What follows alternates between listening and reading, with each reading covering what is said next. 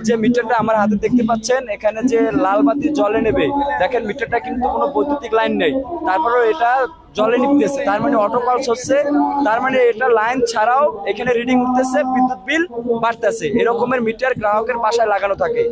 আর এই মিটারগুলো হচ্ছে অত্যন্ত নিম্নমানের। আর এই নিম্নমানের মালামালগুলো বাংলাদেশ পল্লী বিদ্যুতায়ন বোর্ড, যেটাকে বিআরএবি নামে আমরা চিনি, যে বিআরএবি স্বৈরাচারী প্রতিষ্ঠান, সেই প্রতিষ্ঠানের কারণেই আজকে আমরা দেখছেন যে 14 দিন যাবত আন্দোলনরত আছি।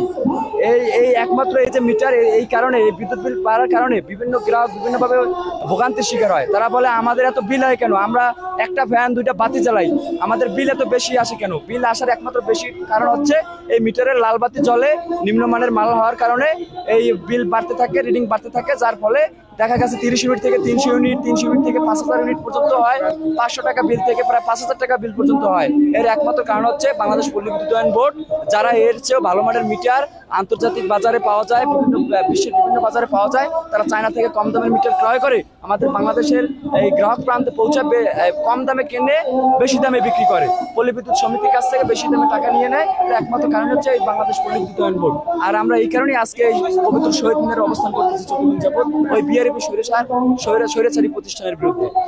আর এই আন্দোলনটা শুধু আমাদের না, বাংলাদেশের 14 কোটি মানুষের আন্দোলন। যে দেখছেন যে মিটারটা, এর কারণে হচ্ছে মানুষ ভোগান্তি হয়, গ্রাহকের ভোগান্তি হয়, তাদের বিদ্যুৎ বিল বেশি আসে, এটা হচ্ছে মূল কারণ। কারণ আমি এই পবিত্র শহীদ মিনার থেকে সারা বাংলাদেশের 3.5 কোটি গ্রাহক, মানে হচ্ছে 14 কোটি মানুষকে আমাদের এই আন্দোলনের সাথে সংগতি পোষণ করে আমাদের সাথে থাকার জন্য বিশেষ অনুরোধ করছি। কারণ আমরা শুধু এই 45,000 কর্মকর্তা কর্মচারীর কথাই বলছি না, সারা বাংলাদেশের 14 কোটি মানুষের কথা বলছি। আশা করি সারা বাংলাদেশের 14 কোটি মানুষ আমাদের সাথে সংগতি জানিয়ে সরকারের প্রতি বিশেষ দৃষ্টি আকর্ষণ করবে।